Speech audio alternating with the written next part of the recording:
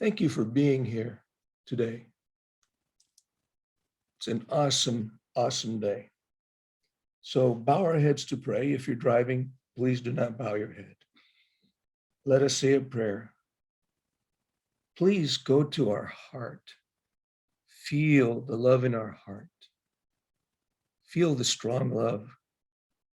Feel God's love in your heart. Feel God's love in our heart. Feel Creator in our heart. Feel Creator in your heart. Feel the universe in your heart. Feel the universe in our heart. Feel God's strong love, powerful love. The power of the light is in you. It is very powerful. It's God's love.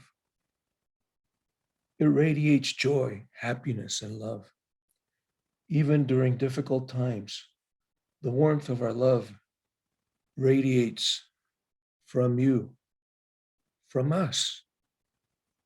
Even during this time, your light creates a warm glow, a warm peace, a warm calm, which permeates into the air and blesses you and all who come in touch with you and blesses us. You are light, you are love, and you are a blessing. You are a blessing. We affirm resilient health. We affirm joy, happiness, peace, and calm. We affirm gratitude for today's event, gratitude for our teacher, gratitude for our participants. May we be blessed with an open mind and an open heart. And we say with gratitude, we thank God, we thank Creator, we thank the universe, and send this prayer out into the universe. And so it is. And now we present Self-Inquiry, Who Am I? Session 5, Your Blissful Self. Speaker is Mr. Arun Sarah. Please, round of applause for him. Thank you very much. I would like to again welcome each one of you. And I would really like to thank you for joining us today. And I would like to thank again Reverend Manny and Reverend Julian, who could not hear me because I was on mute. Well, by the way, that welcome you to this 5th session on self-inquiry. Self-inquiry is who am I? It's a very, very potent question. In fact, you can see it is the most profound question in the entire philosophy, our entire spirituality. And why do I want to know who I am? There should be some reason for that one. The reason is very simple. When you know who you are free of all worries, you are free of all fears, because you realize that you never die. If you don't die, you can't have fear of death.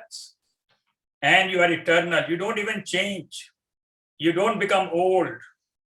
You don't have diseases. You are free of every possible thing, every possible worry which you can have, once you know who you are.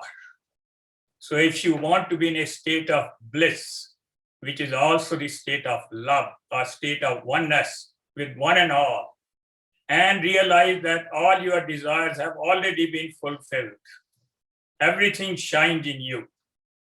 Under that condition, you are completely free. That is what is known as true freedom. And that's why you want to really find out who you are. You are not what you appear to be. You appear to be physical body, and you can add mind also in it, but you are none of those. You are way beyond it. You are indestructible. You are changeless.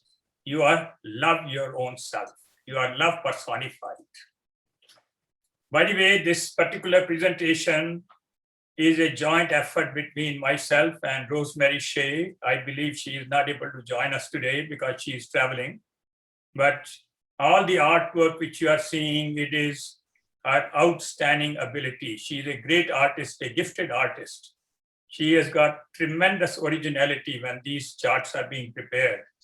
And without her, my presentation will be much less effective. It will not have as much impact. So, okay, with that one, let us start with the agenda.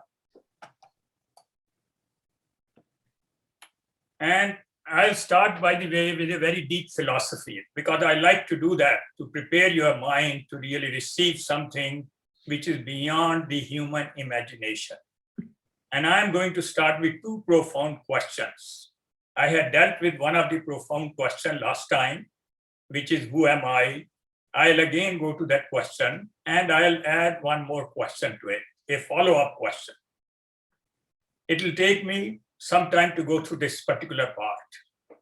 After that, I'll have a brief recap of our previous sessions. The reason for this recap is that if I don't do it, some of the individuals who had joined for the first time, and people may not exactly remember what I covered last time. So I'll go through that brief recap. I call it brief, but it's not that brief. Recap also means brief, by the way. So it is brief of previous session. And then I'll go into investigation of deep sleep. Why do I want to investigate deep sleep? Because I am trying to find out who I am, who I really am. And there are some experiences which I get every day, like I get experience of being awake, experience of dream, and I also have experience of deep sleep. So who is really experiencing that deep sleep? Who is experiencing waking state? Who is experiencing dream? When we investigate and find out, then I'll realize who I am. I may not be able to describe it because self is indescribable. Even God cannot describe it, but I can be the self. I may not know the self in my mind, but I can be the self. So I'm really trying to bring everyone to the level, including myself also. I also want to bring myself, lift myself up by getting that deep conviction about the self. I have got some concluding words toward the end, a few charts on that one, and then I will try to conclude with a guided meditation. The guided meditation will take 15 to 20 minutes. And my plan is to finish all this in 1.5 hours, which may be quite difficult because this is an interactive session. And if you happen to have a question, you please stop me. Or you can wait until the concluding words and then ask the question. Sometimes if you don't ask the question in between, then you lose the whole connection with the rest of the presentation. That is why it is important that you can stop me and we'll cover as much as we can. From my side, I have no problem going beyond 1.5 hours, by the way. But the individuals who are listening, they may have more difficulty. They may have some other plans to go somewhere, things like that. Otherwise, I would like to cover all these items today. That's what my goal is. And I can tell you, I'll take about, say, 20 to 25 minutes for two profound questions. Recap will take another 20 to 25 minutes. Investigation of deep sleep, you can say maybe 15 minutes or 10 to 15 minutes. 10 to 15 minutes for concluding words, and another 15 to 20 minutes for guided meditation. Okay? Okay, with that one, I'll start with the two profound questions. And we all know the most profound question in entire philosophy is, who am I? Now, why are we not able to answer this question? There is a reason we are not able to answer this question. Although it is indescribable, but still we can talk about it and try to make others understand the meaning of who am I. And last time what I did was I really narrated something from the Exodus, that is second book from Old Testament. In that one, I really talked about an encounter between Moses and the burning bush. Burning bush is God. And when he encountered that, he asked from the burning bush that, what should I tell who you are? The answer he got was, I am who I am. I cannot describe it. I will be who I will be. Ke sara sara, which is coming from me, not from the burning bush, by the way. So basically, that is the answer we got. This time, that was 3,400 years back, by the way. Now I will take you even beyond that one. I'll take you to the beginning of human race in Judeo-Christian philosophy. And I'm going to take you into a mythical garden known as the Garden of Eden. And that is where I'm taking you to really answer this, that why are we not able to answer this question? If you really see there in Garden of Eden in Genesis, the second chapter, there, first and second chapter are talking about how the human beings came. And there it says this thing that it is because of delusion. We have got delusion in our mind. We have got ignorance in mind, caused by eating the fruits from the tree of good and evil. It's actually what they say, it is a tree of knowledge of good and evil. And I call that tree as the tree of ignorance. By eating that fruit, we got into that ignorance. We started looking at the world. We started dividing the world into good and evil. A major, major blunder. But that happened because we got into delusion. And the interesting thing about this is that when you try to divide, a person thinks, I'm good, and many others are evil. Everybody thinks the same way. Robert thinks, I am good, but I am robbing those people who are evil. They are cheats. They have made money by cheating. There happened to be a person in Germany in 1930s who really felt that he is good, he is special, and all Jews are evil. So he said that we must get rid of evil. So he said he has to destroy every single Jew in that country. And you know about Holocaust. I don't have to really tell you about it. And the name of that individual was Hitler. I'm sure all of you know about it. He thought he's good and everyone else is evil. So this is how the world is divided. If you are really eating the fruit from the tree of good and evil, you are going to divide the world into two. That you will say these people are evil and those people are good. And though among those people, I am good and many others are evil. It's a major, major blunder. And this will never bring harmony in the society, never bring harmony in the world. I am not saying the actions cannot be good or evil. You have righteous actions and you have unrighteous action. And it is very easy to understand that. A righteous action is one which brings harmony in the society. An unrighteous action is one which brings disharmony in the society. So basically, it was a major blunder that we really look at the things in terms of good and evil. There are no good and evil. They are all in the essence, they are all the same. I was telling Reverend Manny a few minutes back, when the rain falls, it does not look at who is good and who is evil. It falls on both equally, by the way. When the sun shines, it equally shines on good and evil, what we call as good and evil. Sinner or saint. If there is a flower like rose gives out fragrance, it gives fragrance to one and all. It does not really see good and evil. That is the condition we want to achieve. But we are not able to achieve that condition because we are in delusion. When did this delusion start? According to that Judeo-Christian religion, it started from the Garden of Eden. That there was a tree which is known as tree of knowledge of good and evil. I am not an expert in this so-called Bible. I pick up a few things here and there, and I really try to find philosophy in that one. So this is what I found in this one.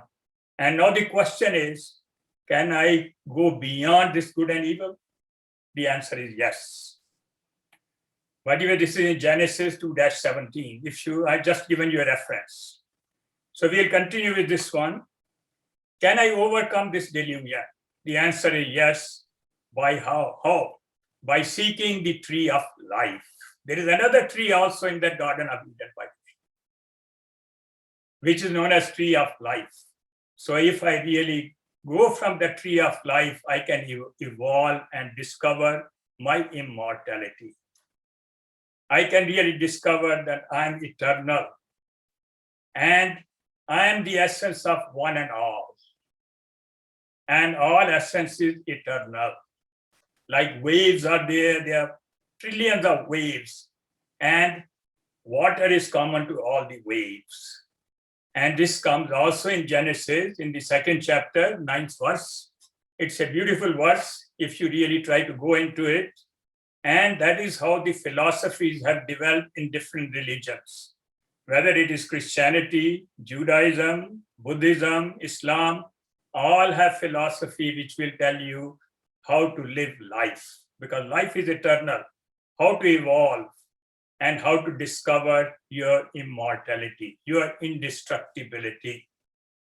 And I am more familiar with one of the philosophy which I have been talking about, and that philosophy is presented in great detail in a book known as Bhagavad Gita, which I call as the book of life. It very systematically guides you through the path to immortality. This is the only document you can call which really does not talk about any stories, does not talk about mythology. It straight away really guides you step by step to go from ignorance to the light of wisdom, from the darkness of ignorance to the light of wisdom, and realize your immortality. And by the way, this book, I should not call it an Indian book. There is no such thing as Indian.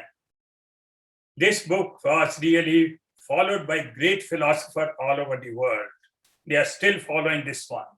And some of you who may be interested can go deep into it, and you will find it will show you the path, very systematic path of reaching what you can call it as freedom or salvation or nirvana, whatever word you want to use it. And in this one, as I said, there is no story at all. It's only a dialogue which really systematically takes you. And to give you an example of some of the great philosophers who have really been great scholars of Bhagavad Gita, I'll name a few of them. Ralph Waldo Emerson, who was known as the Saint of Massachusetts. David Henry Thoreau, who was the National Poet Laureate of this country. Then you had Aldous Huxley, who was basically a British citizen, then he became a US citizen, and great philosopher. Arthur Schopenhauer from Germany, who used to say that Bhagavad Gita is the solace of my life, and it will also be the solace of my death. And the word solace really means having comfort under adverse condition, that I am comfortable in life and I'll be comfortable in death also. And you have few other like Thomas Carlyle is another, Robert Oppenheimer. They're great scholars, by the way. And there you really go beyond any religion. You become a transcendentalist. And that is how they really identify themselves. They say we are beyond religions. And all religions have this philosophy, by the way, not there. It is in Christianity, it is in Judaism, it is in Buddhism, in Islam. Only thing is that you have to extract that. While Bhagavad Gita only talks about that philosophy. And whatever I'm sharing today is really coming from this philosophy. Okay.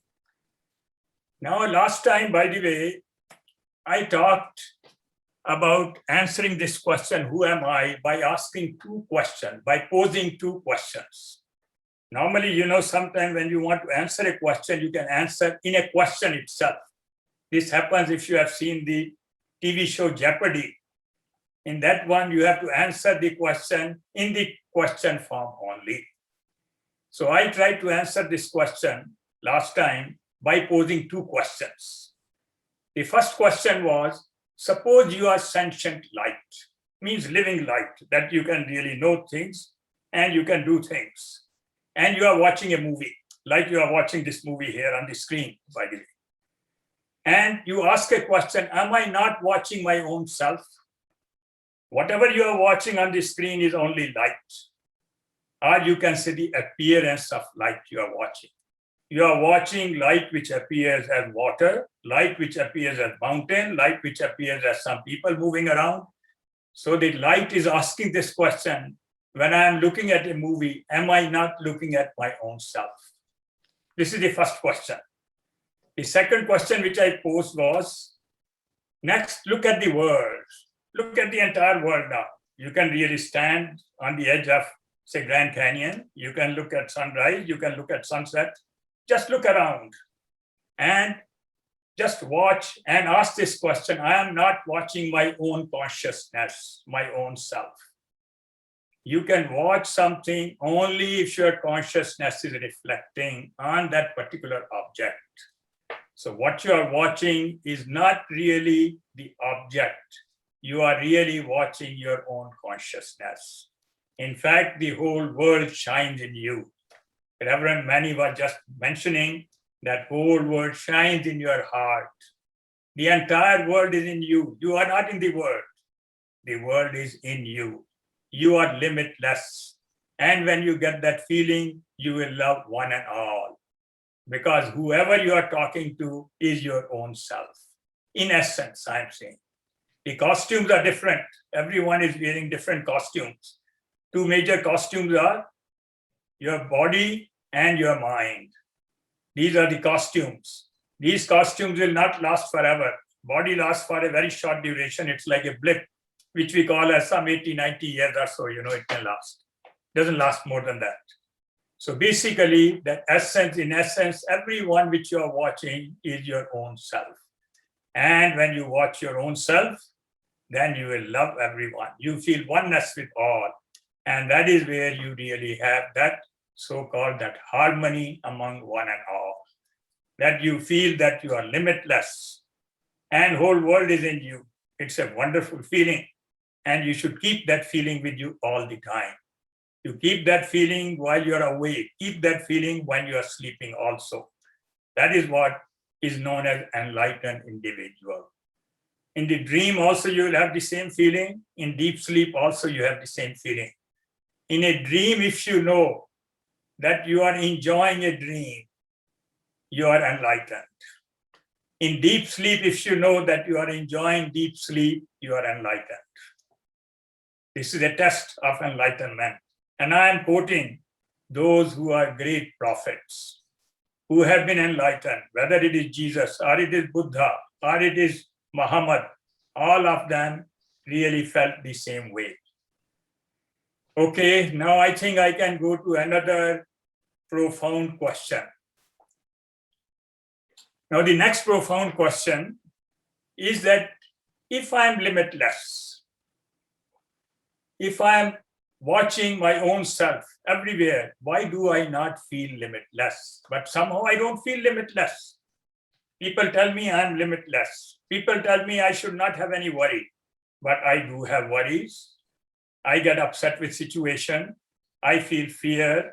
I worry about my near and dear ones. I have anxiety about the future. Why do I have this? We should not have it. Once I know that I'm limitless, why should I have any worry? I'm just watching the whole world. I'm seeing it in myself. Well, so I will tackle this next profound question today. And it is because of what you call as body-mind complex. And what you are watching is just like the space, which is limitless. It is limitless space, but it feels limited when it is put or enclosed by walls, physical walls, and which you have just watched. There is a room. In that room space feels I am limited. A pot space feels I am very limited. A bottle space feels I am very limited. And they just start feeling limited because they have got physical boundaries around them. And they don't realize that their space is limitless. And same is our condition. We also really enclose ourselves in what we call as mental walls. And we can really get rid of these walls. We can shed off these walls. And our goal is to really break these walls. Realize that these walls are not real. They are created by my own mind. And that is what is known as when you shed off those walls, It is known as you are expanding your consciousness. If I say I'm a father, that's a wall. If I say I'm an American, that's a wall. If I say I'm an Indian, that's a wall. Each thing which you identify yourself, you have superimposed a wall over yourself. So basically, you have to really dismantle each of these elements of ego piece by piece. Keep on dismantling them, and you will keep on feeling that freedom. The person says, I'm a white American, I'm a black American, I'm an Indian American, I'm an Asian American. The moment you have put all these things, you have really enclosed yourself. I'm not suggesting that when you are filling out a form for insurance or something, you have to write those things, it's okay. But you should not feel the same way. Don't really say, I'm old, I'm young. That also you have put a wall. I'm a son, you have put a wall. So we keep on putting these mental walls and we keep on becoming more and more and more limited. And now we have to really dismantle each wall piece by piece. A similar situation is there. I can give you one more example. This is the example where you say that water at the bottom of the ocean feels limitless. It feels I am the entire ocean. The moment that water comes up to the surface of the ocean, it starts feeling that I'm a limited wave. It just loses that feeling. And that is our condition.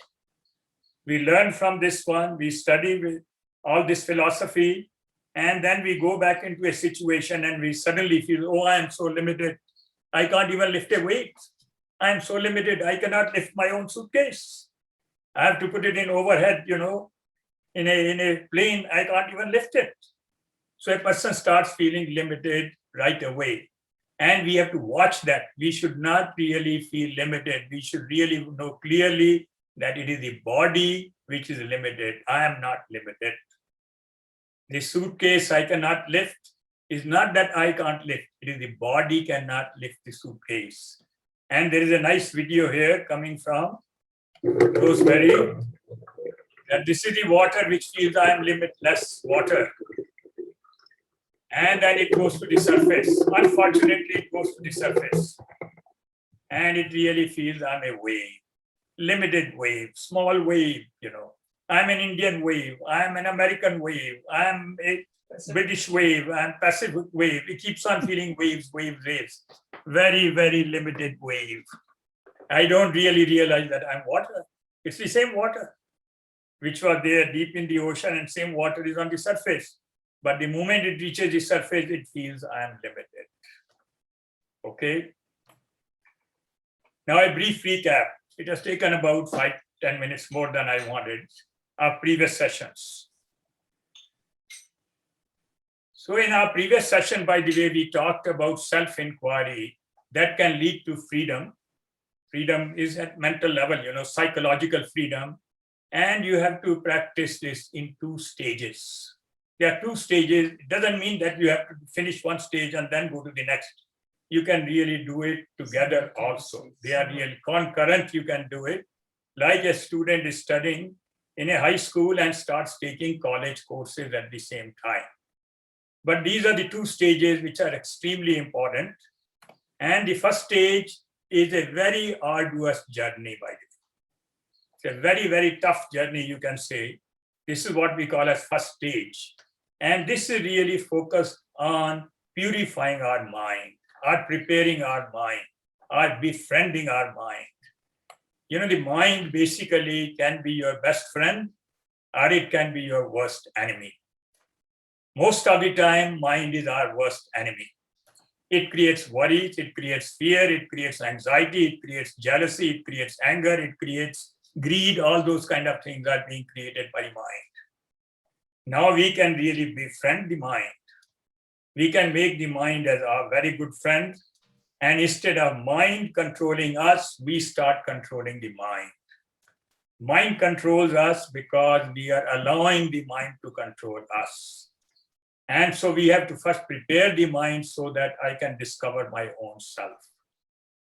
This journey is such a tough journey, by the way. Most of our life, or many lives, are spent in this particular journey.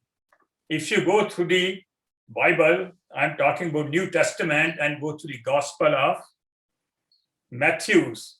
In that one, there is a verse in the 7th chapter, in fact, 2 verses, 13 and 14 verses, that says this thing, that the path to heaven is a very narrow path, very narrow lane. And if you want to go to hell, that is wide open for you. And similar thing you will come to know if you have really read the book by Somerset Maugham. The name of that book is The Razor's Edge.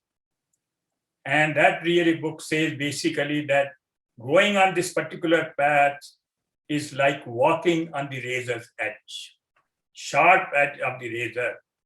It's a very wonderful book, by the way. There have been many movies also. And the main character's name is Larry Darrell, who really wants to find himself. And if you have not read that book, you will tremendously enjoy that book. And if you want to see the old movie, in which I like very much, where Tyrone Powers was the one whose name was Larry Darrell, it's a wonderful book to read. And that gives you quite a bit of knowledge about spirituality itself. How can I walk on the sharp edge of a razor? I can, if I make the bottom of my foot, the sole, hard like a rock. I keep on hitting my sole on the ground, and finally it will become very hard. Then you can walk on the sharp edge of the razor. And so this is the first part of the journey, and which I have been talking about in my previous talks on self-inquiry. And how do I do it now? How do I prepare my mind? How do I befriend the mind? And first thing is that I have to learn to accept all happenings in life. This is an acceptance. The problem is a thing happens, it has already happened, the fact is there, but a person denies it. A person loses a job, but he doesn't accept it. He says, no, I did not lose a job. Those people did something wrong. He's not accepting it. It does not mean you do not take action. It only means that first you accept it, and after accepting, you take action as appropriate. Then your action will be right action. If you do not accept it and take action, then it will be a wrong action. It will bring disharmony. It will be unrighteous action. So this is the first thing which we have to learn, acceptance. We all know about it, but one has to practice it. The second thing, also extremely important, is that we have to learn to connect with supreme reality. Because we are limited by the walls surrounding us, the mental wall, we are not able to connect with that wall. So what can we do? Basically, there are two powerful methods. You can combine into one method if you like. One is the prayer, which you are praying to the God. In that prayer, you can always say this thing that I want to really befriend the mind. I want to improve myself. I want to purify my mind. I want to make my mind more saintly, more godly. It's perfectly fine. Don't ask for material gain in your prayer. Even though while asking for material gain, you have some connection with the supreme reality. But only thing is that is a secondary connection, because your mind is mainly thinking about material gain. That superimposes over your connection with supreme reality. So basically try to really have a prayer. It's a very powerful thing, any prayer. If you can pray for others, it is even more powerful. But don't really say, I am praying for others, that person happens to be my family member. Your family member is your extended ego only. When you are really praying for material gain of some family member, that means you are really praying for your own self, your own ego. That you are not selfish, but you are refined selfishness you are having. And the other method is through meditation, that you connect with your inner self, which is not different from supreme self. So you connect it. That is, you meditate on the meditator itself. That you start the inward journey. And this inward journey will really connect you to supreme reality. Your ultimate goal is that you should be connected to the supreme reality all the time, because it is in you. So you can be connected all the time with supreme reality. That is what you can say. You are connected with unknown. That while doing the things of known, while interacting with the world, there is a connection at the substratum. You have that feeling of connection with supreme reality. So these are the two things one has to practice to really befriend the mind. Then mind will be under your control. Like a dog is on a leash, the dog controls you. It will pull you. Now you have to really change that situation that you control the dog, not the dog controlling you. I watch people taking their dogs for walking every day outside my house, and I see all the time dog is controlling them. Similar is condition that mind controls us, and we have to reverse this situation because mind controls us because we have allowed the mind to control us. Now we really take away that consent, and then we will gain control over the mind. Okay, now what is the final stage? That was the first stage of the journey. The final stage is that I have to really gain understanding of who I really am with that prepared mind. Mind is prepared. Now I have to really study. I have to study scriptures. I have to have teachers. I have to have guru, what you call it, and go on this journey. And here what we do is we investigate our day-to-day experiences and investigate our personality. And remember this thing, I'm talking about experiences which all of us have every single day. It should not be an exotic experience. Like a person takes LSD, get some wonderful feeling, you are in a la-la land in that one with LSD. We are not talking about those experiences. We are also not talking about the experiences which are created by conditioned mind. Somebody keeps on telling you this thing, that you will get this experience when you close your eyes in meditation. You will find that light is going in all directions like that. You will find light emanating like that, We are not talking about those experiences. We are talking about experience which all of us get. Every single day we get that experience. Simple experiences we are talking about. This is Vedantic philosophy, by the way. They say there is a yogic philosophy which says that we should look at those exotic type of experiences. And then people try marijuana, people try LSD, they try all those kind of things. They get wonderful experiences, but that does not really purify your mind. Your mind does not become saintly, it does not become godly. And then you also really look at your personality. Personality is a person. A person has got, body, mind, and all that. You try to study those. Are you that part of the personality? And what are the elements of these personalities? We will cover that in some subsequent talks about this personality. So basically, we started by the way first studying the process of knowing. The focus is, by the way, we want to know the knower. Everybody wants to know the objects of knowledge. That we are really, say, when I really buy a fridge, I buy a house, I'm really looking at the knowledge about that fridge, knowledge about the house. But I am never thinking about who is the one who knows about the fridge or who knows about the house. So we have already covered this one, I think, sometime back, that knowing the knower, discovering who is the true knower. That is what is the first one we covered. Then last time, we really also started investigating the day-to-day experience which we get in waking, dream, and deep sleep states. Knowing we get experience all the time, by the way. All the waking time, we are really knowing something or the other, except that without knowing ourselves, we are only knowing the known. We go from known to known to known, and we never go to the knower. This we have already reviewed, the waking and dream states we have reviewed, and deep sleep is the one which we want to do it today. So examining various sheets of personality, that is the third element.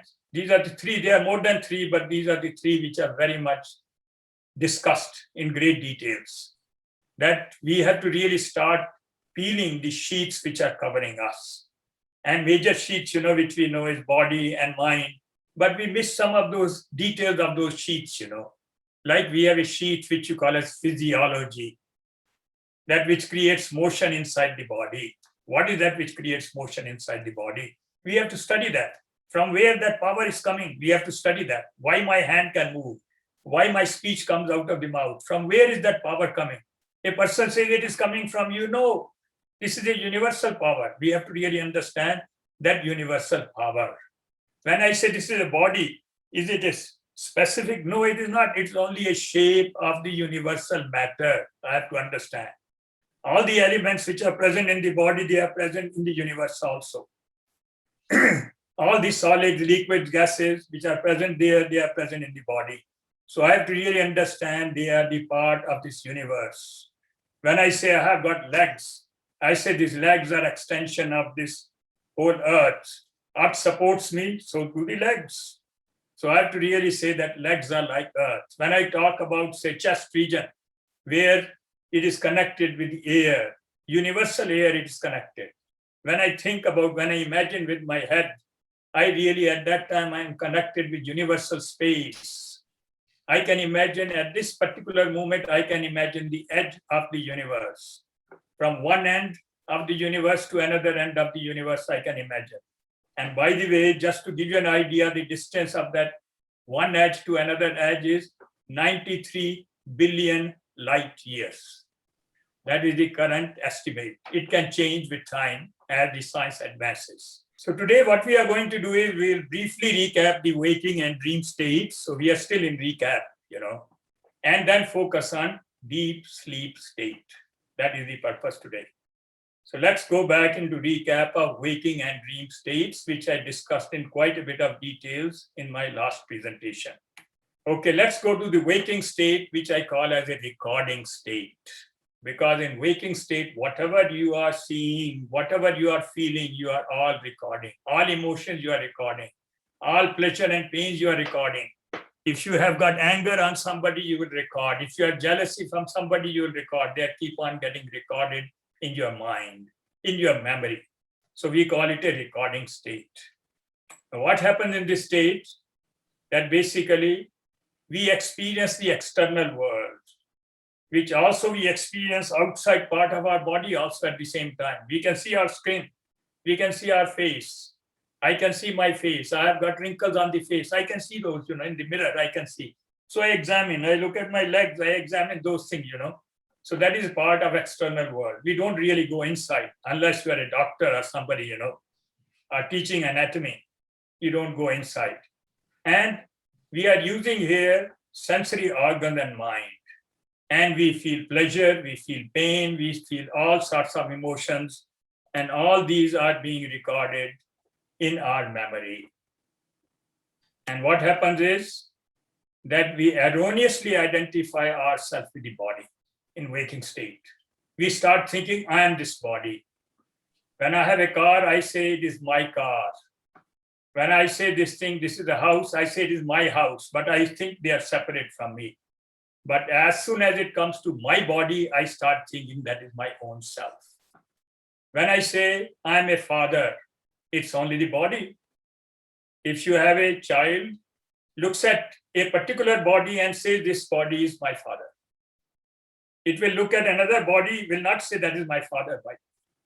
So father is body, mother is body, American is body, Indian is body, or whatever you want to call it, all that is body. So during the waking state, you identify with body or you consider yourself to be the body. That is a big, big blunder. As I said, erroneously you identify with body.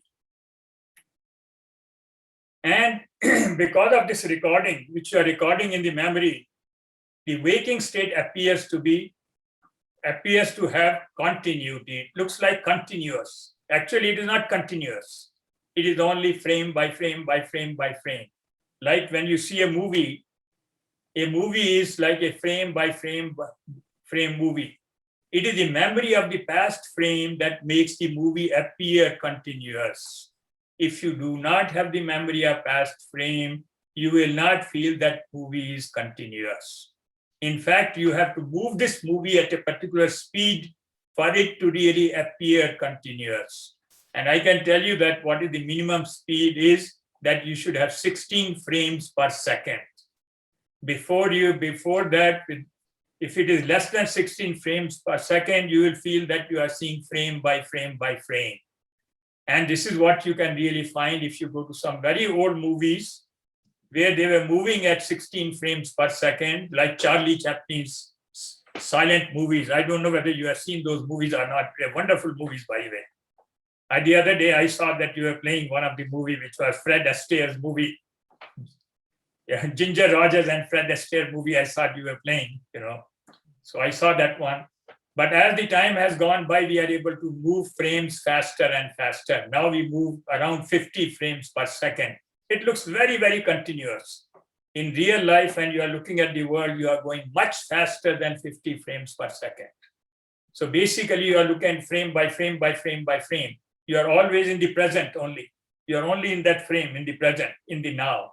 But you have connected with the past and you think it is continuous. It is not continuous. It is not only, it is also not real. So this is what it appears. Now we'll go to the dream state. Dream state normally is known as a REM state in scientific terms, means rapid eye movement. Because when you are dreaming, your eyes are moving. Like you are watching a tennis match. And the ball goes in one direction, your eyes move in that direction. Ball goes in the other direction, your eyes move in that direction. So similarly in dream, this is all the time your eyes are moving. So they call it rapid eye movement state. That is what you call a dream state. And dream state happened to be a projecting state. It is not a recording state. So it is really plays the recorded memory from waking state. You have to have in memory in you, which is being played in the dream.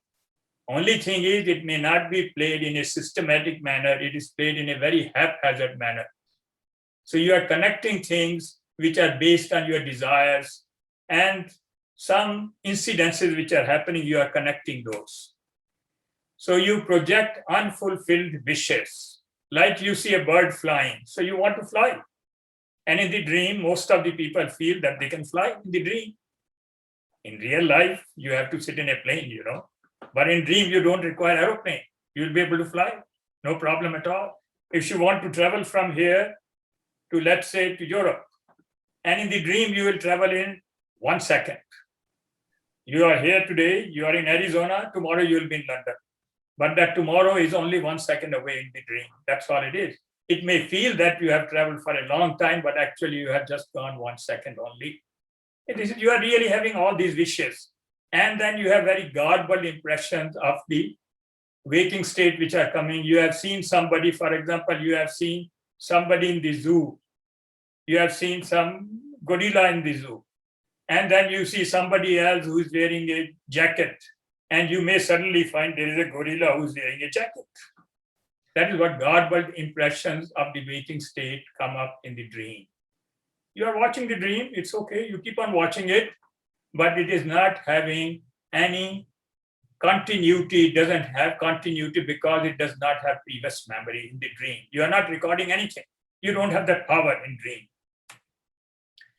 The sensory organs are not functioning because you have shut down your eyes, your ears, nose, and all those are not functioning. And mind is partially functioning. They call it subconscious condition, It is not fully conscious, it is partially conscious. No recording, no memory, therefore no continuity. In dream state, the self identifies with the mind. Means whatever is stored in the waking memory, my memory is a part of the mind. So you identify with the mind. At that time, you think I'm the mind. You don't think you are the body, by the way, because in the dream, you will see your own body also. It will look much younger, but you will still see the body. I've not met somebody who says in the dream, I saw myself older than what I am. No, you will see much younger. You start wondering, I thought that I was 60 years old, but now I find I'm only 25 years old. Because that's a wishful thinking, by the way. And so basically, you do not identify with the body, you identify with mind in the dream. Okay. Now we'll really briefly compare this waking versus dream state. For Vedantic philosophy, Both waking as well as dream states are dream only. Both are dreams. There is a slight difference. The waking dream is a continuous dream that lasts for many years. Many years means it lasts for like maybe 90 years, 80 years, depends on how long the body lives. So that is what you call a waking dream, a long dream. And the dream is an intermittent dream. It keeps on changing. On the left, you are seeing the waking dream, continuous dream. The other side is the dream, which is changing. And in fact, this dream is a dream in the other dream. Because waking dream is continuous. In that one, every day, another dream comes. In fact, in one sleep, you may get many, many dreams. So they are like dream in a dream. There was a movie, Inception, in which they were showing a dream in a dream in a dream, like that, But this dream is in the waking dream. Both are dreams only. One is, as I said, a waking dream, another is dream. And I'll tell you why. When you go to deep sleep, by the way, both of these dreams disappear. Okay, now we'll go into investigation of deep sleep state. Okay, let's see if we can finish it. My goal is to finish this one. To better understand this state, we need to redefine an individual, because there is one element which we want to read, one very subtle element which we normally don't define. We generally define an individual as made up of, which we have seen before. There is a physical body which you call as dynamic hardware. It's not the static hardware, by the way, because if you see there's a flow of gross elements, which we can easily see, air is moving through us. You see that we have circulation going through. For example, you have got blood circulation system. You have got neurons which are traveling, which are being fired and all that. So that is all is physical body. Then you say there is a subtle body, which is a dynamic software. That was a hardware. Now you have a software, which you call as a flow of subtle elements, which we call as thoughts. By the way, this mind really is distributed all over the body. But there is only one part of the mind which really does the cognition. The mind which is in the stomach lining, mind in other places, they are all programmed elements of the mind. They keep on doing their function. As soon as food enters the stomach, that cell, the mind will really give an order for it to start secreting acids, peptic acid, hydrochloric acid, so that it can cook that food in the stomach. So all over the mind is programmed, except which we say in the head region. There you really have a mind which can not only it is programmed, but it also has got cognition in it. That's why I'm showing only head, but one should not think mind is only in the head region. Mind is there from head to the bottom of your feet. So everywhere there's a mind. In every cell there is a mind. And we also say this thing, there is something self, which we don't know about it. Sometimes you call it soul. And this is a changeless, ever-present entity. And that enlivens or powers the body-mind. The body is moving because of this self. The mind is functioning, that you can think because of the self. The speech comes because of the self. If you take away the self, there'll be no speech, there'll be no motion of the body, there'll be no thoughts. They'll all disappear. And when does that happen? When you say a person has died. And there at that time, you say there's nothing to power that body. That means we say this is the third element. Some people don't believe it, by the way. But most of the philosophy do believe that these are the three elements. Then we add one more element, which comes in Vedantic philosophy. Now we'll introduce another body known as the causal body. Causal word means it's a cause. Like seed is a cause of a tree. It's like causal body, that's what they call it. It's very, very subtle, extremely subtle because it's a potential. So I want to really tell you a little bit about causal body to explain the deep sleep state. The causal body is very subtle. It is the potential, undifferentiated form of physical and subtle bodies. That it is in a form which is like a seed form type of body, which you cannot distinguish in it. And it contains the entire information about your biological life. that is contained in this causal body. That from birth, along with various stages of growth, and also it contains what are the mental imprints in the mind, because it is the origin of mind also, which is responsible for our tendencies. And all these combined we really call as destiny or karma. This destiny can be modified. I'm not saying the causal body cannot be modified. It can be modified by it.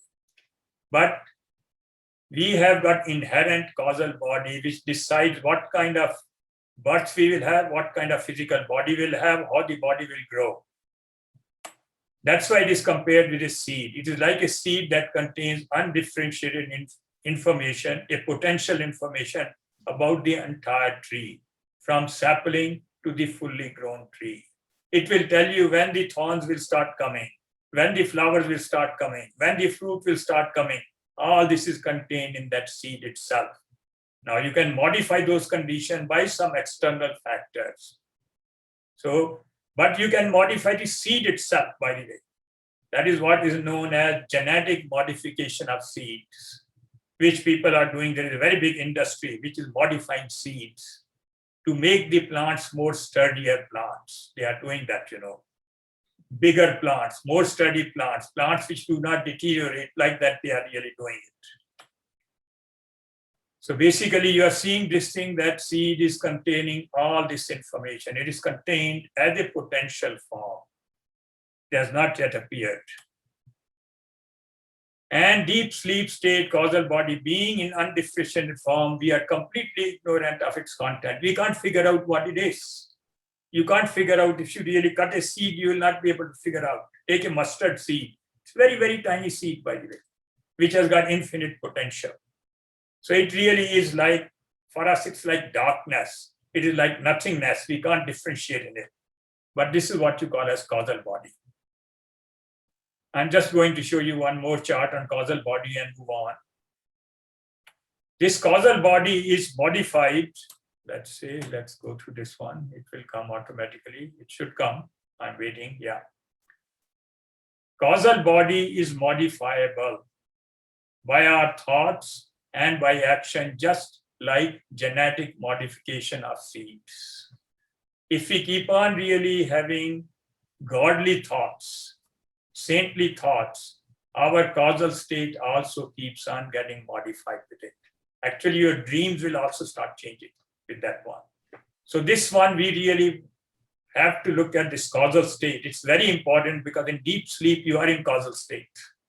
You go into that causal state. That is, you go into the seed state. Although you go temporarily into the seed state, the permanent does not happen while the body mind is there, but you as though go into seed state. Your body is still there, your mind is still there, but you are as though they are absent. One has to do some more thinking on this one, but let me finish this.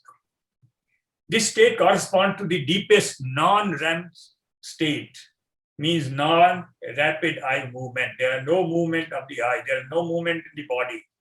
This is known as N3 state. And in fact, we are talking about the deepest part of N3 state. And normally we define a state depending on how many neurons are being fired. We call it brain waves, which are really firing of neurons. And we say brain waves slow down to almost zero frequency. And these waves are known as delta waves. Normally we say delta waves have a frequency of neurons firing from 0 to 5 hertz. But you should consider this is more like 0 hertz. You have the dream state in which you are more than 5 hertz, by the way. That you go from 5 to some 13 hertz in that one, or 5 to 10 hertz. And then you can have in the waking state, your neurons are firing much, much faster. The fastest one they call as a gamma waves, they call it. Gamma waves are the one which can go up to 100 hertz. If a person is very, very agitated, very angry and all that, then you will be having that neurons are firing at such a high speed. So basically, that we are talking, if you look here, basically you will find in a cycle which is starting from waking state, and then it goes into REM state, then it starts going to N1, N2, N3. N1 is a drowsiness, you can call it, state like that. N3 is the state which is like a deep sleep state. You are there for some 15-20 minutes during a sleep cycle. But that 15-20 minutes is enough for you to relax completely. That is, you can get rejuvenated with that 15 minutes of sleep. If you can really learn to have deep sleep, you can rejuvenate very fast. People really try to take sleeping pills for that one. People will do anything for sleep, by the way. Okay. Let's see. We neither experience the external world in deep sleep, nor we really experience the projected dream world. Both of these worlds we do not experience. That means there is no world. There is only nothingness. You can see these things are moving, and slowly, slowly, everything will disappear. It will really just go away. Everything is gone. All the worlds are gone. There is no world at all. Is it really not there? Yes, it is really not there. I'm just telling you this thing. If you are in deep sleep, there is no world. It is completely absent. It's not there. There is total non-experience. Only thing you can say non-experience is also an experience. You go into a dark room and you say, I don't see anything in the room. That's an experience itself.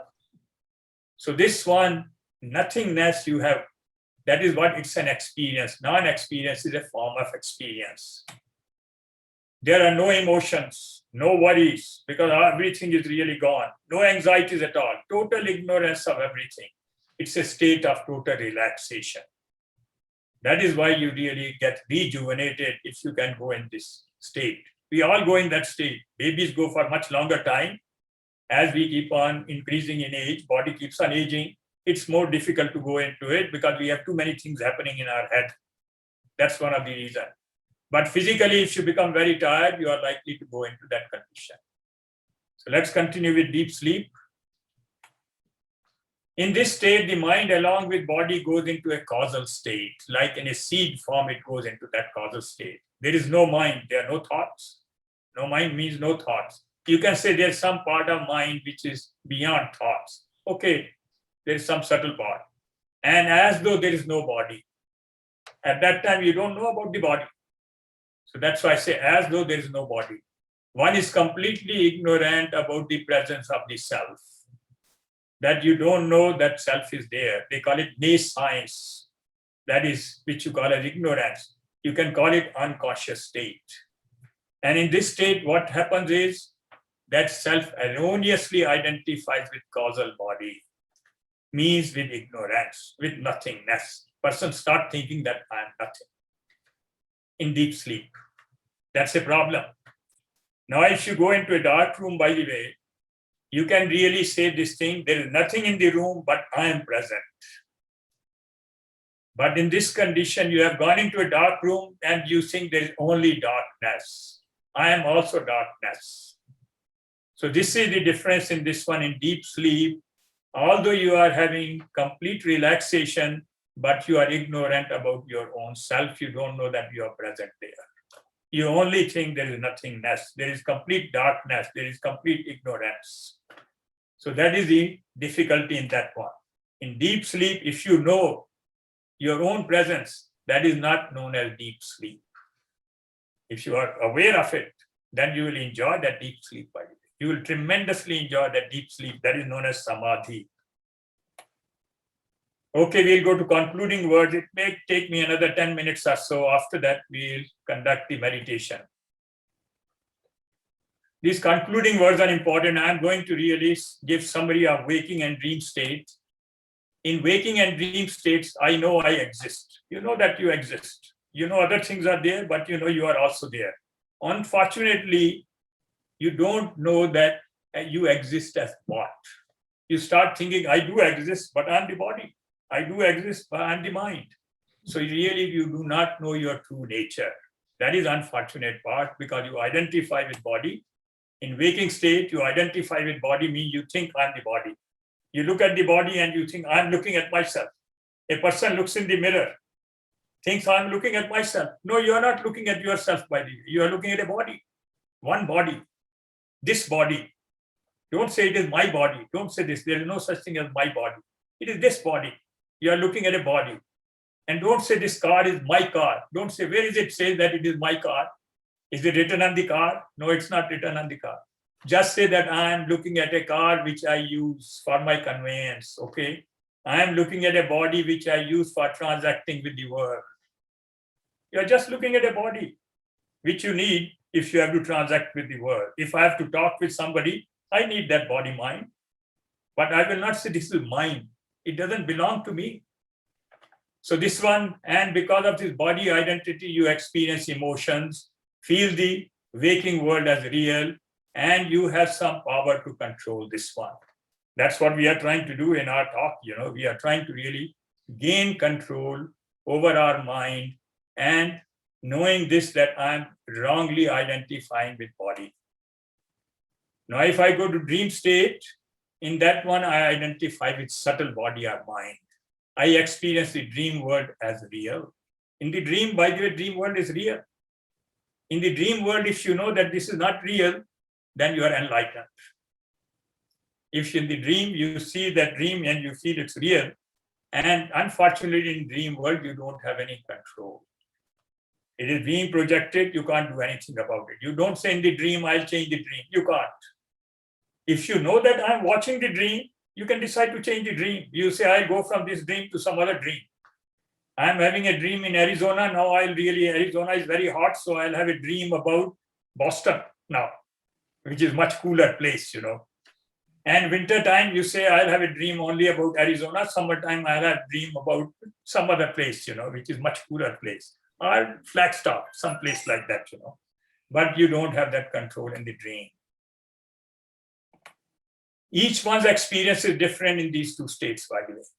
That's an individual experience because mind and body have got some individual element in that one. Now let's go to deep sleep. Summary of deep sleep state. In deep sleep, I am not only ignorant of my true nature, but also of the world. I'm free. And unfortunately, I identify with causal body with ignorance.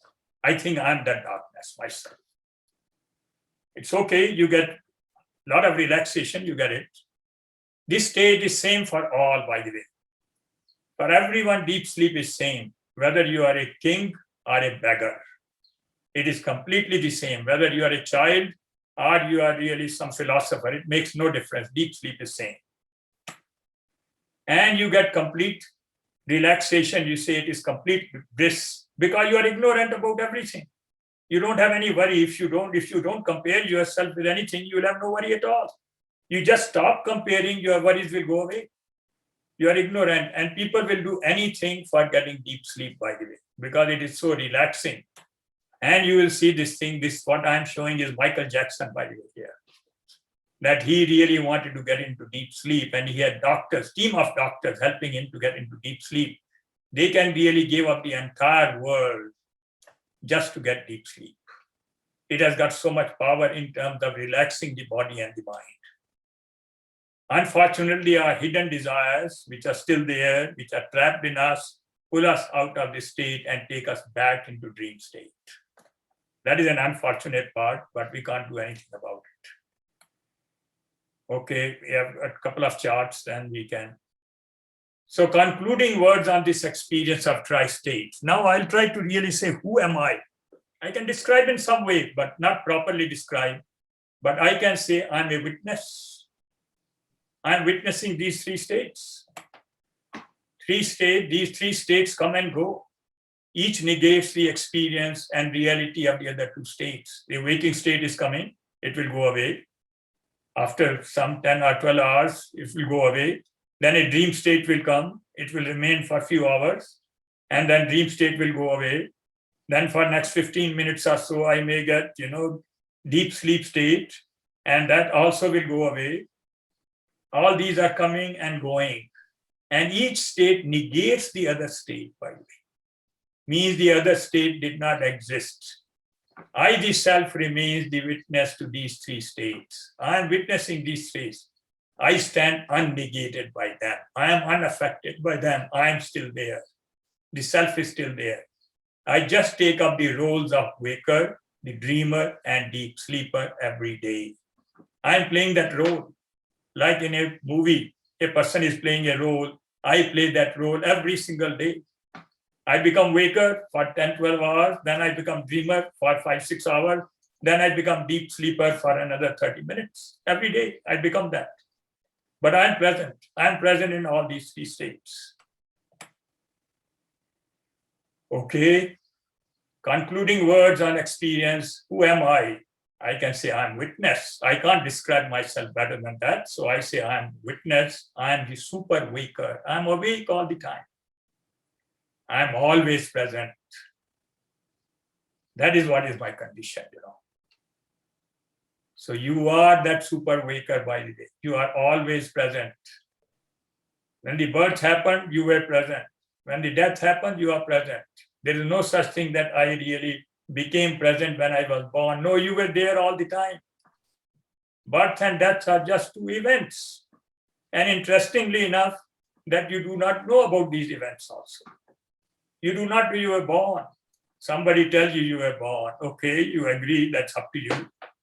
I may say, no, I was not born. But somebody say it's a hearsay. And then somebody tells you that you will die. You don't know about it because there is nobody to tell you that you have died. You will not know about it. There are two events. They come and go. But you are present all the time. In fact, every knowledge which you have is a second-hand knowledge. It's a hearsay.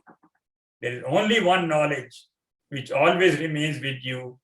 That is, I am always present, that I am. I exist. That knowledge never goes away from you.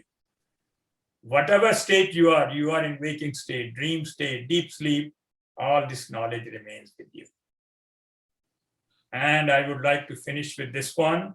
And I want to thank every one of you for having the patience to listen to this long talk.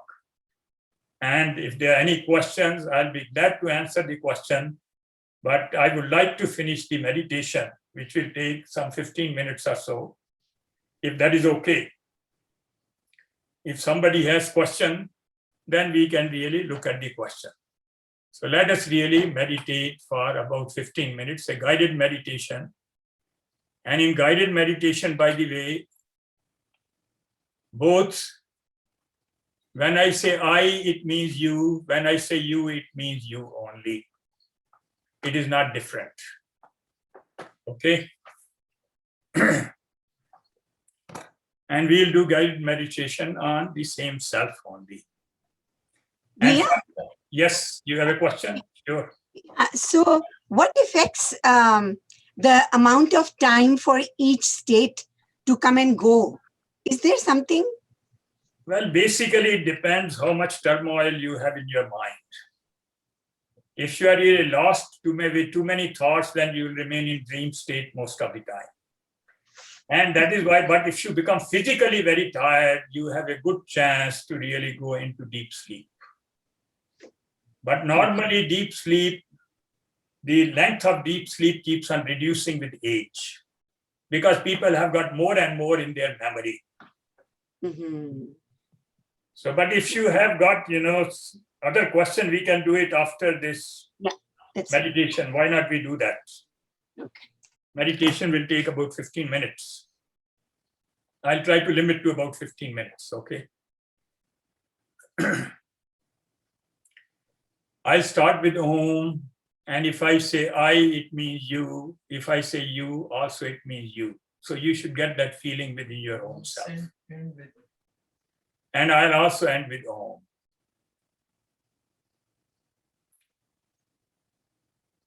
Om.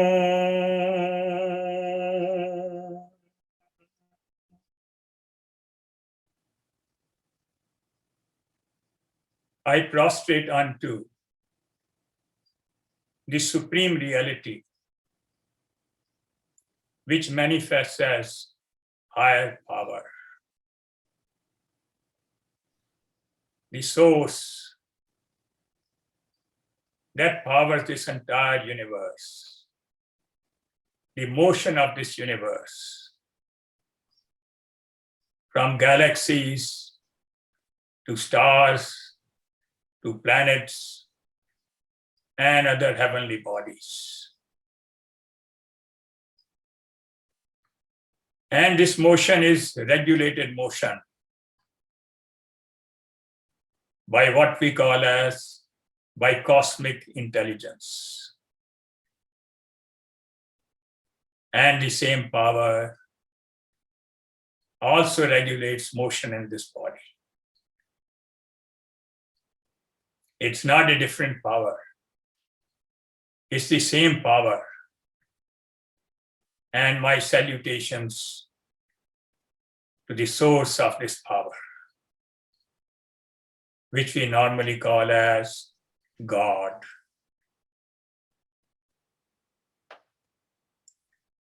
I then offer my obeisance to great saints, prophets, teachers, gurus, who have shown us the path to immortality, path to freedom, a path that ultimately leads to freedom from all worries, freedom from all fears, freedom from all lusts, freedom from all attachments. In fact, freedom from my ego also. Freedom from ego means a feeling of oneness with all. It means freedom from comparison.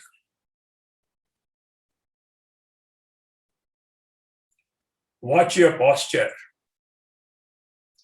and try to sit upright. This posture helps the body to become stable and mind to become calm. This calmness of mind is crucial for getting into deep meditation. Now with mind calm, try to connect with that higher power, the supreme reality, by looking within, connecting with the source of happiness which is inside you, known as Ananda. And when you connect with the source of happiness, where the happiness comes, not due to any particular reason, that you are happy without any reason. When you are in that state, your mind is extremely calm and you are ready for meditation. In fact, the preparation for meditation is also meditation. A calm mind is the alert mind.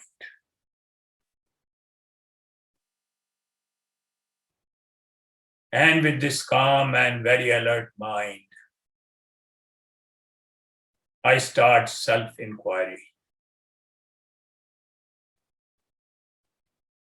And why do I want to have self-inquiry? It is to discover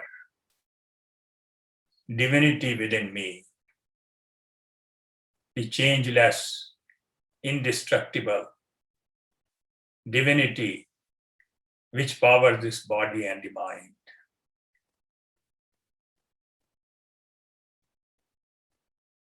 So I start this self-inquiry.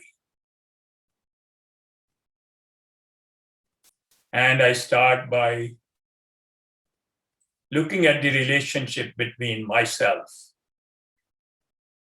and the mind.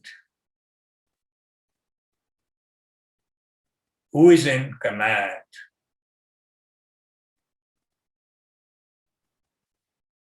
Is the mind in command?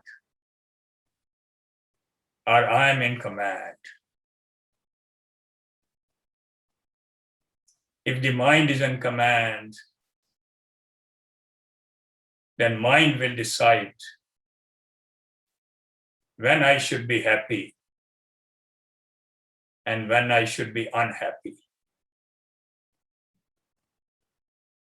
It will keep me unhappy most of the time.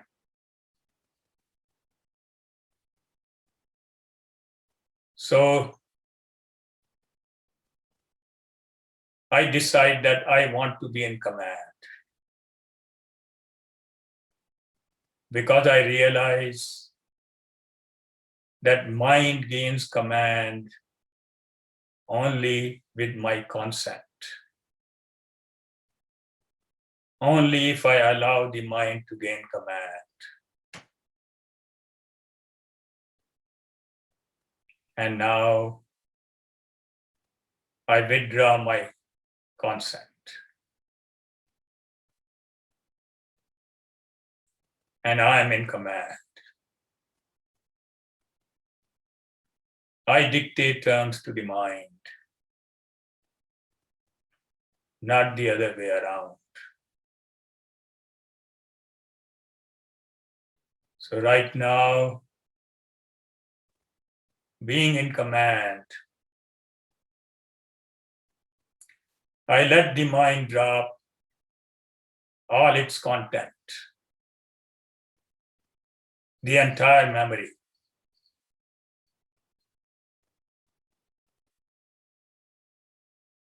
And having dropped the entire content, what remains? I remain. I'm always there. Even without the mind, I'm always there.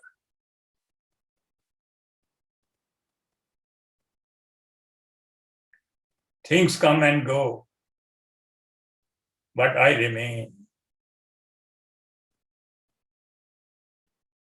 Childhood came and went away, but I remained. Youth came,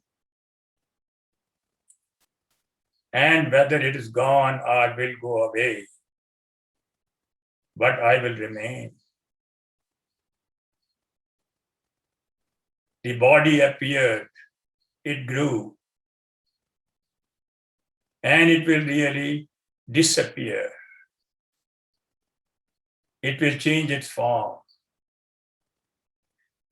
but I will remain. The thoughts come and thoughts go, but I remain.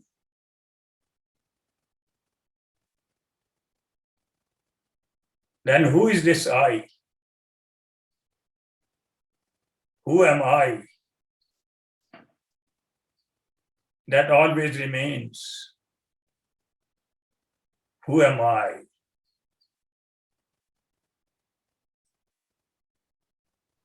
This is the most profound question. The most profound question in entire philosophy. It's a question without answer.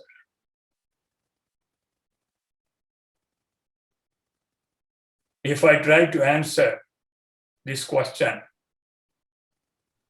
it will be coming from conditioned mind. And it will not be the right answer. So this is an unanswerable question.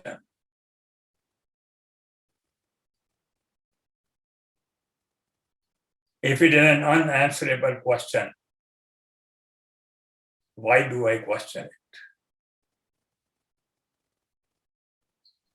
Because this question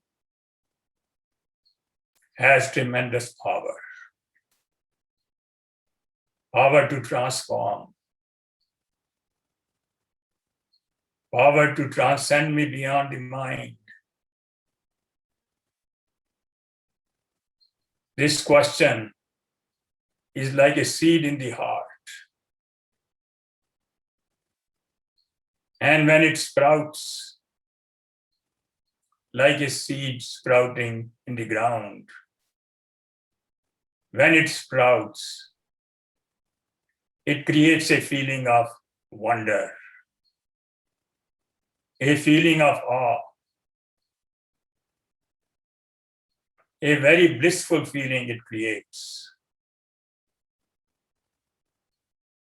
And I go into a state of wonder. And if I can retain this state of wonder all the time, state of awe all the time, like I am having now, that state is known as enlightenment. I will remain in a state of wonder with this question reverberating in my mind. During the waking state, during dream state, and even during the deep sleep state, I am ever in a state of wonder. When you are all the time in a state of wonder, that is true freedom. That is the feeling of love, true love, love for one and all. That is the state I'm in right now. And if you can retain this state, you are no different from God. Because this is the godly state. You are no different from any prophet. You are Jesus. You are Buddha. You are Krishna. You are Muhammad. You are Lao Tzu. You are one with all. The state of wonder, the deep state of wonder. When I look at the whole world shining in me, it's a state of wonder. And right now, I'm in that state. There is no one other than me. I am one and all. I am one without the other. I only am. I be. I am. Aham asmi, which means I am. Aham asmi. This is self-knowledge.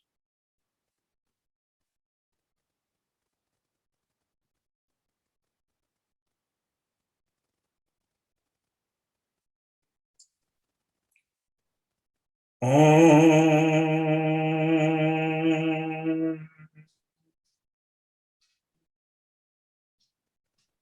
Shanti, Shanti, Shanti.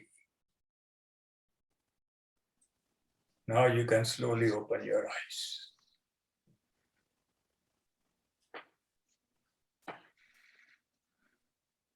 Well, thank you very much for your patience. And if there are any questions, I'll try to answer.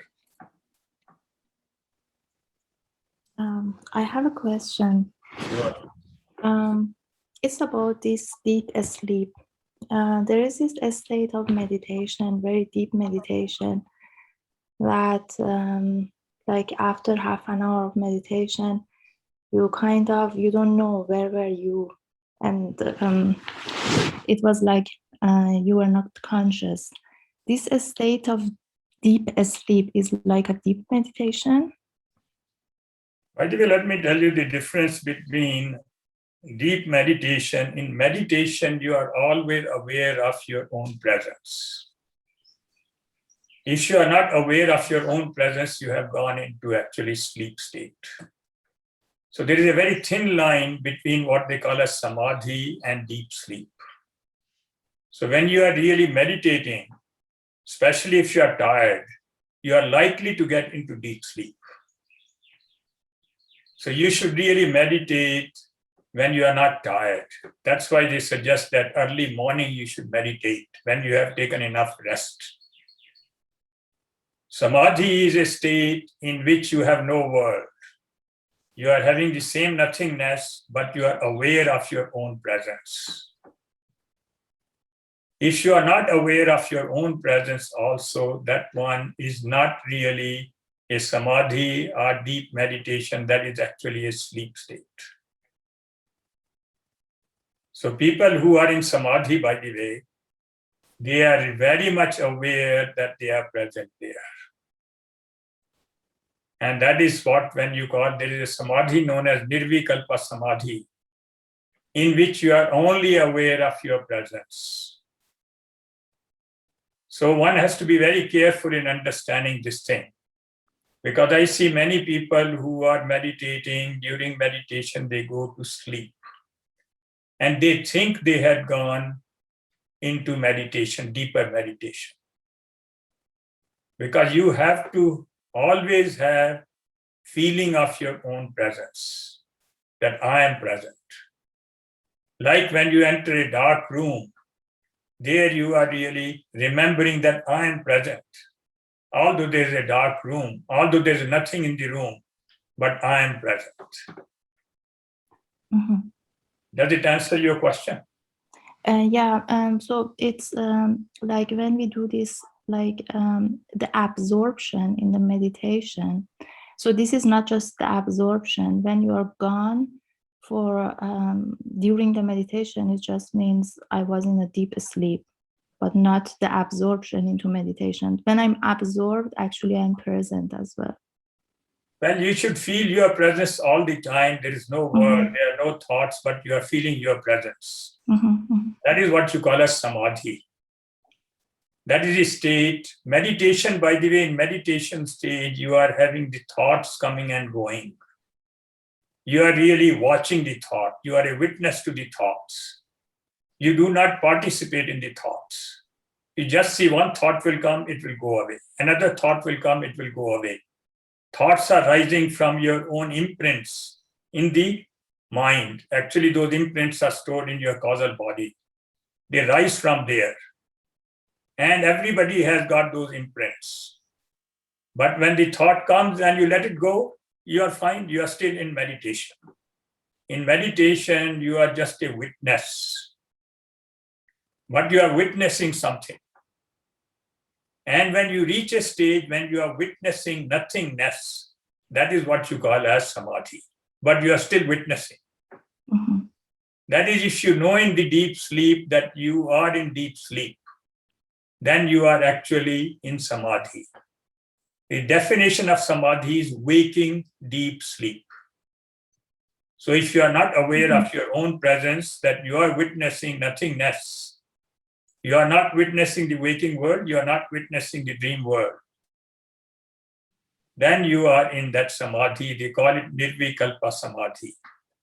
And you can reach a stage where you are aware that whatever I am witnessing all the time is not myself. I am present there.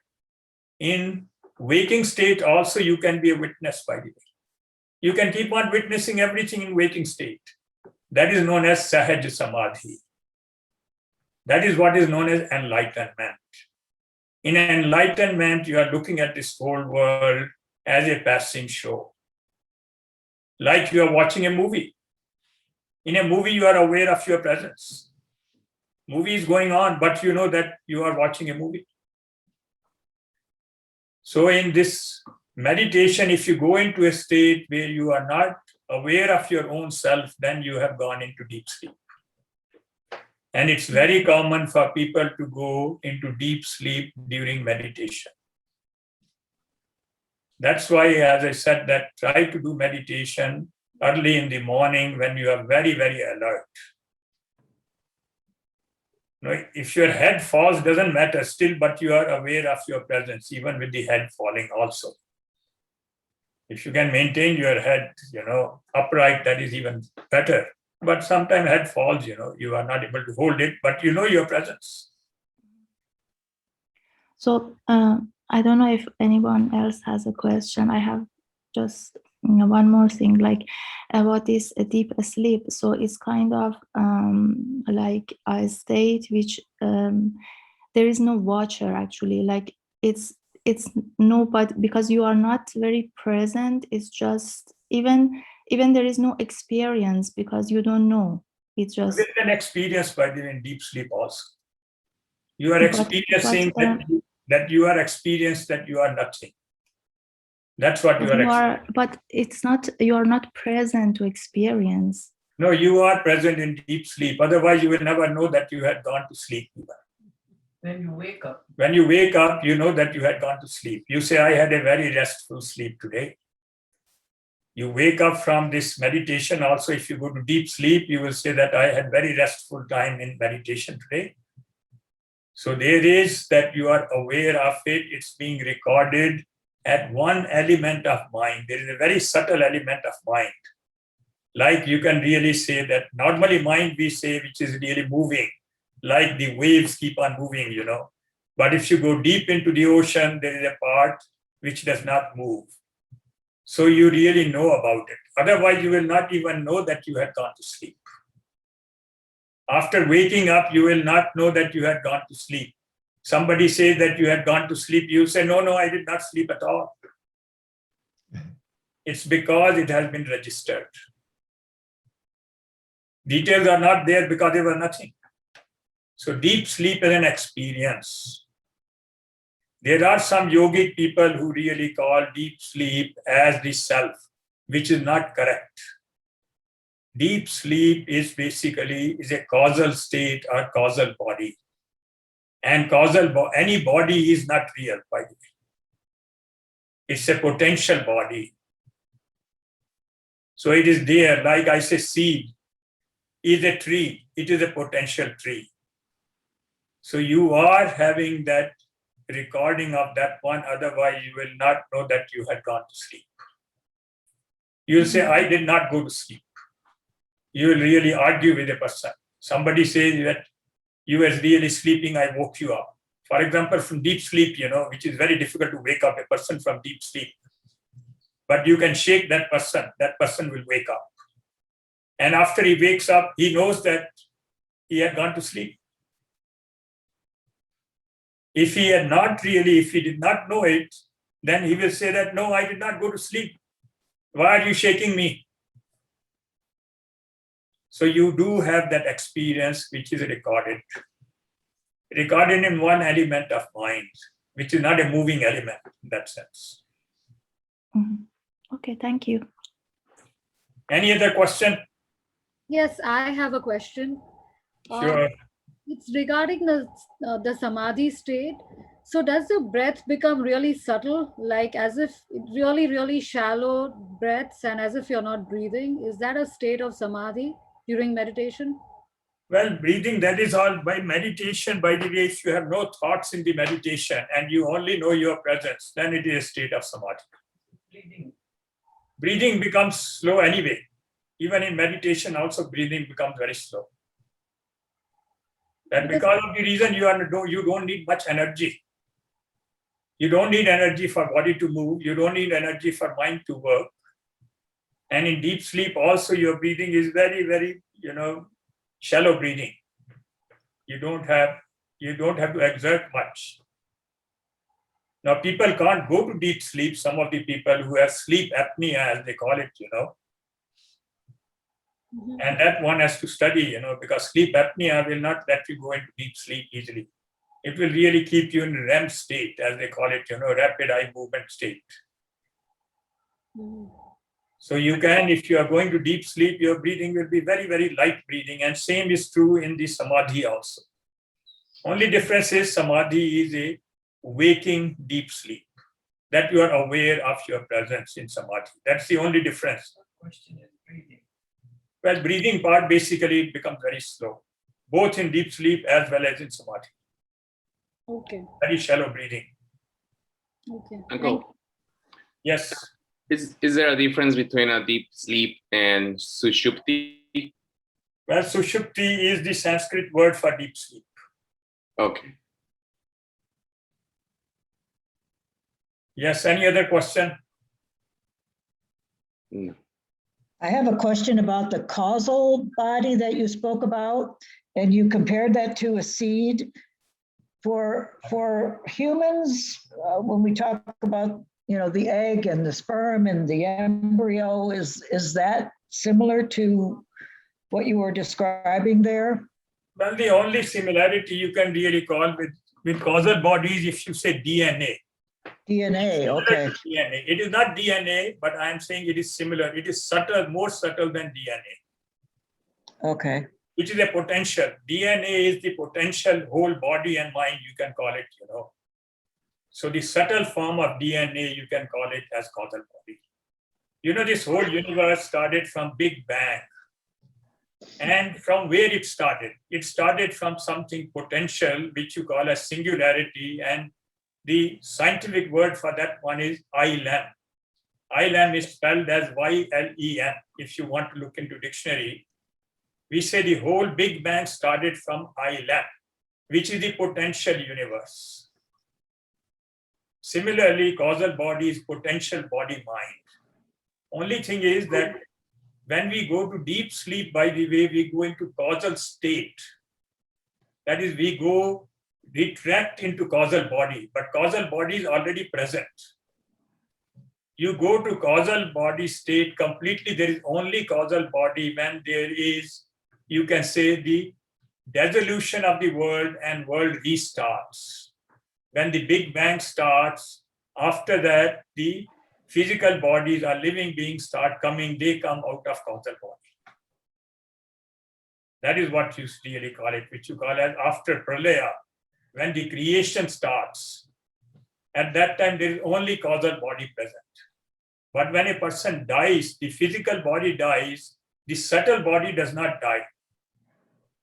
That is, the mind does not die. Mind is not functioning with thoughts there. But mind has got all the imprints which are in the mind, they remain there. When you take a new birth, When you take a new birth, when you take another body, because you have to get outcome of the action which you have performed in this life, for which you did not get outcome in this life. For example, a person performs action, a very good deed, at the age of 85. He really does a lot of charity work for large number of people. And the next day he dies. So he has not got outcome from his great deed. But that one, the outcome is stored as a potential. In a causal form, it is stored. That is why they call it karma is stored in the causal body. And that potential will really go and find another physical body. So this is what it really happens. It's a little bit deeper. If you have, you can call me separately. I can explain you more details about causal body, because causal body understanding takes a long time to really fully grasp it. Yes, Arun, you have a question? Hello, I have a question. Sure. From meditating, Right. is there a way to go to rapid eye movement state of sleep and still be considered meditating? Because you are aware. Yeah, in meditating, you may be still having rapid eye movements, or you may be having eye movements, because you are seeing the thoughts coming and going. Yes. Okay. But only difference is here you are observer. The thoughts are not really controlling you. Exactly. You are uninvolved observer. While in dream state, which is rapid eye movement, you are involved in that thought. The thought is controlling you. So you don't have any control. But in meditation, you are watching a thought coming and watching a thought going, and your eyes can move if a thought comes and goes. But you Okay. know that I am just watching it. For example, a thought comes that somebody hurt you. You will not get anger in meditation. But in dream, you can get angry Mhm. because somebody has hurt you in the dream. In the dream, for example, you are going on the edge of a mountain, on the cliff, and you will get fear in the dream. But if you are in meditation, you will be on the edge of the cliff. You will see that it will be there and then it will go away. You will have no fear because you are not participating. You are only an observer. You are a witness in meditation. Okay. Yeah, it makes sense. So you are aware of the thought, so you are not You are not participating in your participating. thought. That is why thought goes away also, by the way, because you don't really give power to the thought. And it happens in meditation that during meditation, you can be caught up by a thought. A thought can capture you. That time, that means you are not meditating, then you go into a thinking mode. And if you are in thinking mode, then you have to really come out of it. As soon as you realize, oh, I was thinking, you go back into meditation. So then the REM sleep, the rapid eye movement state, can be then compared to the thinking when you are controlled by the mind or overthinking, because Right. You can control that one, but eye movement can happen even when you are in meditation also, even if you are not. Because the gamma, the gamma You are waves, aware of it. you go to that Normally, state. most people who start meditation, they really go from meditation to thinking to meditation to thinking to meditation to thinking. They keep on going through that cycle. But after a while, you remain in meditation all the time. Perfect. And just another question. When you are, I would say, rapid eye movement, state of sleep,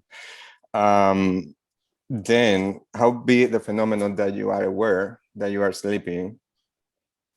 Well, when you are in dream state, rapid eye movement, normally we call it a dream state, Rapid eye movement can be there where waking state also. We are not talking about the waking state.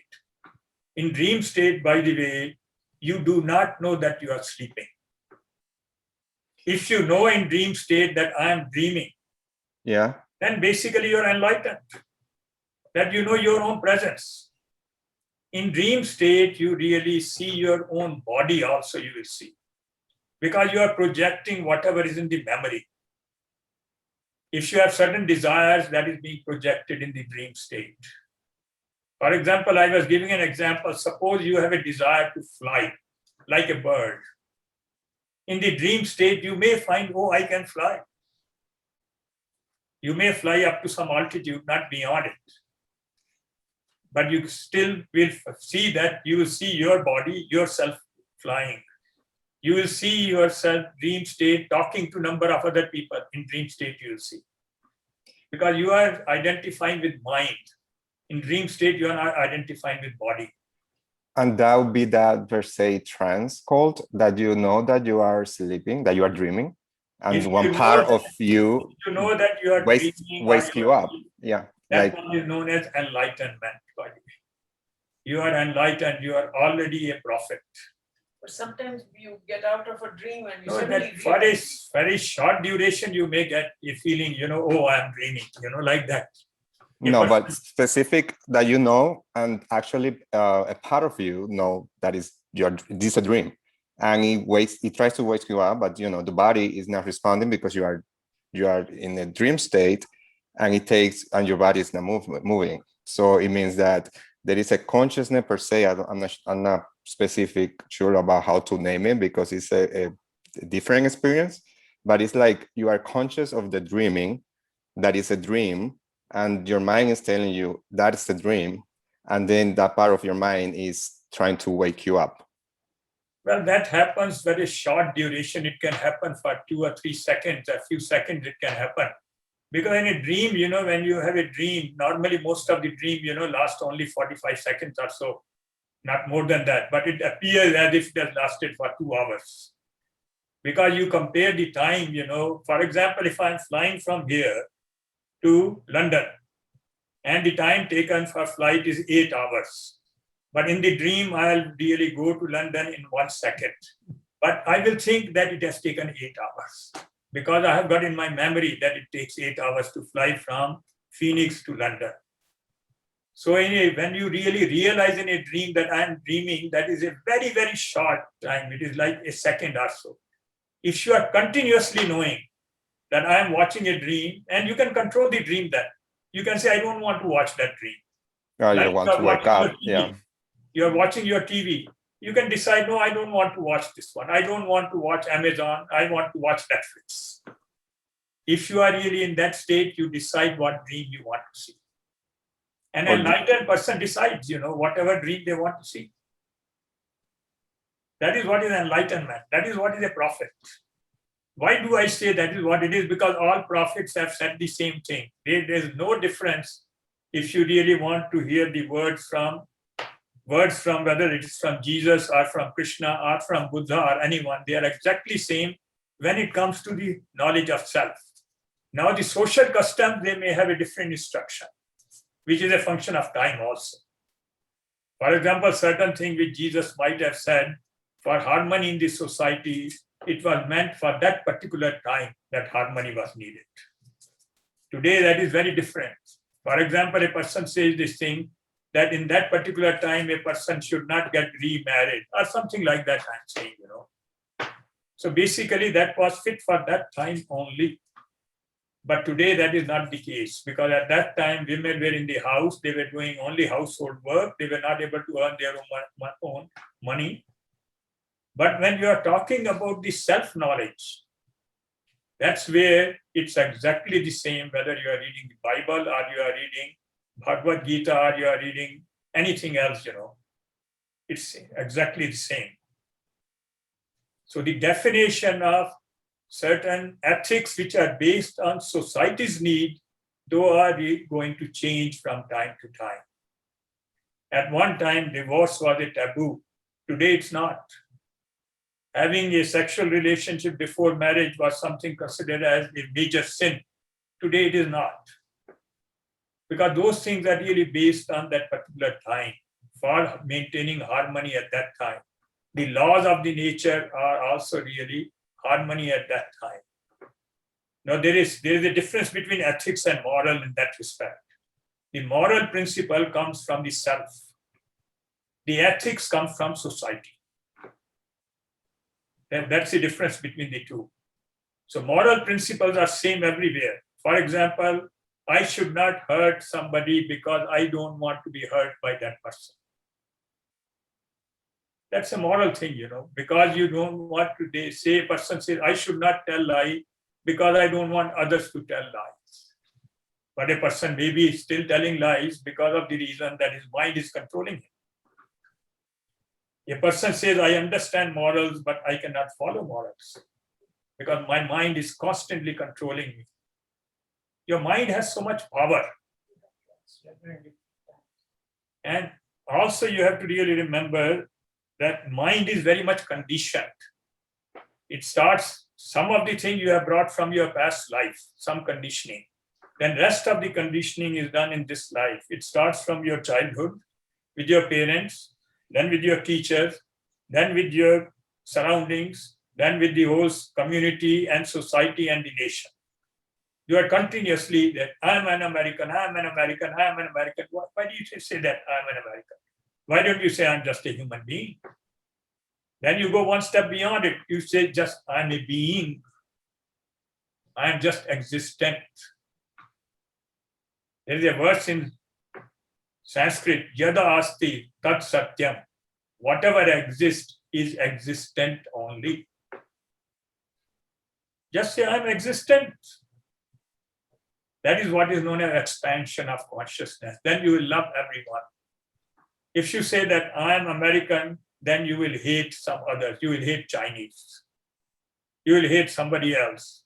And that is also conditioning done. Somebody is telling you that's bad, that person is bad. And you start really looking at that person as a bad person. Does it answer your question? Yeah, thank you. And well, it was even more deep in, not sleeping, but very deep thought. Thank you so much. So I kind of, answer my questions about the phenomenon per se, that, it's like, that you are dreaming and you try to wake you up because you are aware that it's just a dream. Thank you so much. Okay. And Yeah. yes, any other question? In dream state, they say the body is different, that is dreaming in the dream. Because Then in dream state, you our- identify with mind. Yeah. So it is because what? You identify with mind only in dream state. You are not really thinking that I am the body. You are watching a body. For example, in dream state, you will watch yourself. You will see a body. Right. Which is in Neelam. It may look different from what you look now, by the way. Because based on desire, a person will say this thing, oh, I am only 25 years old. I thought that I was 60 years old. But now I find in the dream, oh, I'm only 25. It's a wonderful feeling, good feeling. By the way, in dream, I have not come across a person who says in the dream he has seen he's older than what his actual age is. Because you don't have that desire to really feel. You don't have a desire that I want to be old. If you don't have that desire, those desires are going to show up that I want to feel young. So you will see yourself much younger in the dream. So it's based on really desires, whatever place. And other memory. Yeah. Memory is also stored in your desire only, by the way. That's I'm right. sorry, desire is also stored in the memory only. Memory. Yes. That's So right. it is based on that desires and memory, but that memory which shows up is haphazard. This projection is not done in a proper sequence. One of the reasons is that your intellect is not working in the dream. Because if you have intellect, you will try to control the dream. Right. That's So right. if you are really awake in the dream, that is, if you're enlightened, then you will control it. You say, why should I watch this dream? This is not a very good dream, A person says this thing. I want to be in Venice, Why should I go to some slum somewhere? Right. Mr. Manning, I think we have taken a little bit extra time. Thank you, Bia. Okay, thank you very much. We appreciate it. Sir, can you stop the share so that I can? Yes, I'll stop the share. All right, good. Now we can see everybody. Arunji, namaste. Yeah, we would like to thank you, sir, Mr. Arun Sarah, for a wonderful presentation and answering the questions. So if we could give him a big round of applause and thank you. Thank you so much. I learned a lot about dreaming. Yeah. So nice to see you. Is that Deborah? No, No, Sandy. Oh, Sandy. Yeah, I know Sandy very well. Okay, yeah. You're not wearing glasses. You were using glasses, right? Only when I'm looking at the slide. Okay, all right. Hey, Prakash, how are you? Namaste. It is always a very great pleasure to listen to you. Yes. So I might have missed a lot because I was not privileged. But whenever I listen to you, it's a very good experience, and it's beautiful. And as you said, Ravana and even Duryodhana, they said, I know what is right and wrong, but I can't stop myself in not doing wrong. Correct, yeah. That they can't, because mind is controlling us. So that we are really, most of our really sadhana, our practice is to gain control over the mind. Actually, we have to gain command. Control means it requires effort. So we really want to effortlessly have command over mind. It just, I have a command. For example, I don't smoke. I don't have to control anything. Similar condition we should have with our mind. So that is possible over time with the more efforts. It is all, by the way, that's why they say moksha is gradual and sudden. There's a gradual part, which is a long part, by the way. Preparation part. But for some people, it is sudden awakening also. Well, that happens because they have already prepared in the previous lives. Right, like Valmiki. You cannot skip the preparation, by the way. Some people think I can skip it. No, you cannot. It's like saying some people, they came with some type of special, they were prodigies, and they straight away got their PhD degree. Like, for example, Robert Oppenheimer, he got his PhD at the age of 23. Yeah. He was very young. He got PhD so fast. He was summa cum laude in Harvard as a very young fellow. He went to England. He did not really like his professor. And he said that professor doesn't know much. So he left that. He went to Germany and got his PhD. He was just a super genius, Yeah. I had invited 4 of my friends to listen to your talk, but unless one is some lucky, they will not get a chance. That's okay. That's It's all being right. recorded. Yeah. Oh, is it being recorded? Great. Yeah. So where can we get a chance to listen to those? Reverend Manny will send you the link. Yes. Okay. Thank you very much. Well, I'll need your email. If you could send the email to the chat. Joshi, if you could send the email to the chat. Mine? Yes. Okay. And Sure. I'll send you the link. I will. Thank you. Yeah, thanks. Sandy, I just wanted to tell you this thing that you are actually looking younger, not in dream. I was just thinking, she looks so young. Sandy, you look wonderful. Yeah, you are actually looking younger. You don't have to dream to look younger. I knew I liked you for a reason. Vern, I want to say thank you. I've so enjoyed being with you today. It's been really a gift, and Yes. Thank you I very appreciate much. it. I wish you a very, very safe trip to Boston and an enjoyable time in a little cooler temperatures, and look forward to our getting together again when you return.